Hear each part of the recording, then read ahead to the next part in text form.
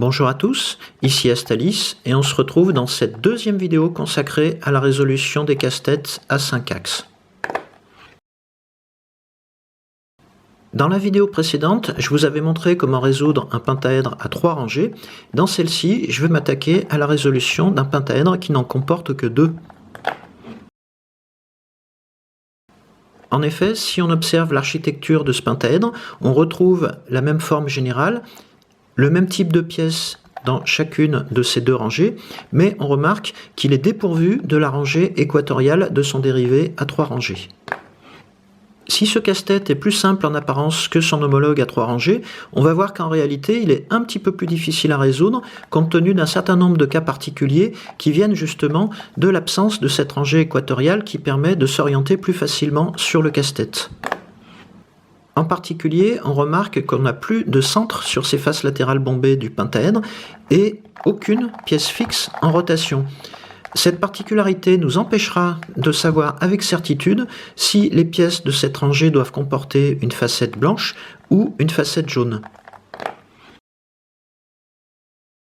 Côté couleur, rien ne change par rapport au pentaèdre à 3 rangées. On retrouve le blanc sur cette face plate dans l'état résolu du pentaèdre, avec le jaune à l'opposé, et le rouge, le vert et le bleu sur les faces latérales, sachant qu'on n'a pas d'orange compte tenu des 5 faces au lieu de 6 habituellement sur un cube. Pour résoudre ce pentaèdre, on va reprendre dans les grandes lignes la méthode qu'on avait appliquée au pentaèdre à 3 rangées. On n'aura évidemment pas à résoudre la rangée équatoriale absente ici, mais on va procéder de la même manière pour la rangée inférieure. Lorsqu'on passera à la rangée supérieure, on aura un certain nombre de cas à considérer. J'ai ici mélangé mon pentaèdre et comme son homologue à 3 rangées, je vais commencer à m'intéresser aux arêtes présentant une facette blanche comme ces deux-là. Je vais considérer une des deux rangées, celle-ci ou l'autre, et on va commencer à assembler ces arêtes. Ici, je m'aperçois que j'ai déjà 2 arêtes présentant une facette blanche dans cette rangée, une arête blanche et rouge et une arête blanche et verte. Je pourrais tenter d'amener la 3e arête à facette blanche, qui sera l'arête blanche et bleue, mais avant ça, je dois vérifier que la disposition des couleurs vert et rouge est la bonne sur mon pentaèdre résolu. Pour ça, je ne peux plus me baser sur la rangée équatoriale que je n'ai plus sur ce casse-tête, mais je peux utiliser un coin présentant une facette blanche pour me guider. Ici, je vois que j'ai le bleu à gauche et le rouge à droite, si on considère ces 2 autres facettes. Donc, si le rouge est à droite au niveau des arêtes, je devrais avoir du bleu ici. Donc, je vois que cette disposition n'est pas la bonne, je vais devoir déplacer une de ces 2 arêtes. Pour l'exemple, je vais déplacer cette arête blanche et verte de cet emplacement à celui-ci. Je vais d'abord effectuer un demi-tour de la rangée latérale qui contient cette arête. Je vais l'emmener à l'arrière du pentaèdre et je peux tourner ma rangée arrière pour la remonter à cet emplacement. Ensuite, il ne me reste plus qu'à apporter l'arête blanche et bleue à cet emplacement.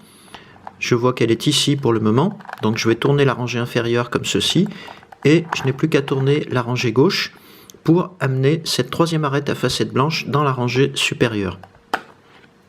On peut vérifier une dernière fois qu'on ne s'est pas trompé, en prenant par exemple ce coin à facette blanche, qui comprend du rouge sur la gauche et du vert sur la droite. Si je prends mon pentaèdre comme ceci, je constate au niveau de ces 2 arêtes que j'ai bien du rouge sur la gauche et du vert sur la droite, et donc ce coin prendra cet emplacement une fois le casse-tête résolu. J'ai placé mes 3 arêtes à facette blanche dans cette rangée, il me reste à placer les 3 coins, et je m'aperçois que j'en ai ici déjà 2 présentant une facette blanche, mais qui n'occupent pas le bon emplacement, étant donné qu'il n'y a aucune correspondance de couleur. Pour l'instant, je vais considérer cette rangée comme la rangée inférieure du casse-tête, et je vais chercher les coins à facette blanche dans l'autre rangée. Ici, je n'en ai qu'un, c'est celui-ci, qui présente également les couleurs bleu et rouge, et si je tourne la rangée comme ceci, je vois que ce coin va bien venir se loger entre les arêtes bleu et rouge. Pour le mettre en place, il me suffit d'appliquer l'algorithme de l'ascenseur qu'on a déjà vu dans la vidéo précédente. Donc, demi-tour, gauche, demi-tour, droite, et demi-tour. On voit qu'on a bien placé un coin supplémentaire en correspondance de couleur avec ces deux arêtes. On remarque également autre chose au terme de cet algorithme. On a pu descendre un coin de la rangée supérieure à la rangée inférieure sans bousculer les autres pièces du pentaèdre, et en particulier sans toucher les pièces de la rangée équatoriale qui est ici absente sur cette version. On pourra faire exactement la même chose avec les deux derniers coins. Par exemple, on a ici un coin à facette blanche qui comporte également le rouge et le vert. Donc d'après ces couleurs, il va venir se loger ici. Demi-tour gauche, demi-tour droite, demi-tour. Et il ne reste plus qu'à placer le dernier coin à facette blanche, qui est dans la rangée supérieure ici. Je réoriente la rangée et j'effectue une dernière fois l'algorithme de l'ascenseur. Demi-tour gauche, demi-tour droite, demi-tour. Et de cette manière, je vois que j'ai bien résolu la rangée inférieure.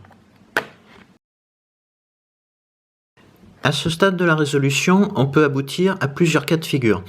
Pour savoir dans lequel on est, on va tourner la rangée supérieure de manière à placer un de ces coins supérieurs en correspondance de couleur avec la rangée du dessous, comme ceci.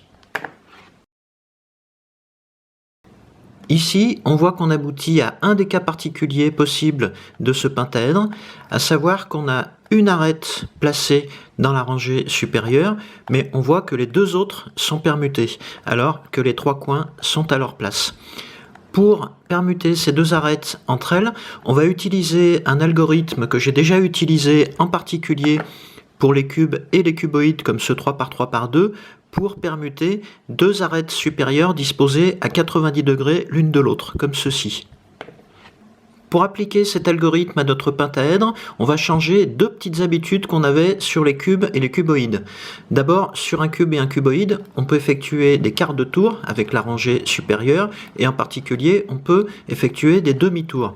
Ça ne sera plus le cas sur le pentaèdre, et chaque fois qu'on doit faire un demi-tour sur le cuboïde pour appliquer l'algorithme, on effectuera deux rotations vers la gauche sur le pentaèdre. Ensuite, avant d'appliquer cet algorithme, je plaçais les deux arêtes à permuter en position avant et droite sur les cubes et les cuboïdes. Dans le cas de mon pentaèdre, j'orienterai l'ensemble de mon pentaèdre comme ceci pour que les deux arêtes à permuter se trouvent sur le côté droit et à l'arrière du casse-tête. Voici donc à quoi ressemble cet algorithme appliqué au pentaèdre. Demi-tour de la rangée droite, on tourne la rangée supérieure vers la gauche, on recommence, demi-tour gauche, ensuite demi-tour de la rangée droite, demi-tour de la rangée du haut mais appliqué au pentaèdre, ça fait deux rotations vers la gauche, on recommence, demi-tour, deux rotations vers la gauche, et on termine en appliquant l'algorithme de l'ascenseur. Demi-tour gauche, demi-tour droite, demi-tour.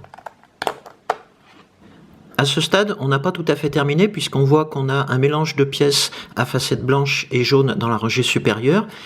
On voit qu'on a trois pièces à facettes jaunes dans cette partie du pentaèdre dans la rangée inférieure.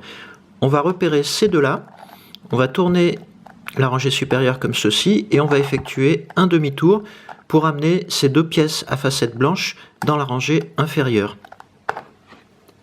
Ensuite, il reste à compléter cette rangée inférieure par le coin à facettes blanches qui manque ici. Donc je l'amène en position avant et j'effectue à nouveau l'algorithme de l'ascenseur. Demi-tour gauche, demi-tour droite et demi-tour. Et on voit qu'on a bien reconstitué la rangée inférieure. Dans mon cas, j'ai été chanceux puisque je vois qu'en tournant simplement la rangée supérieure, mon pentaèdre est résolu. Mais je pourrais avoir d'autres cas.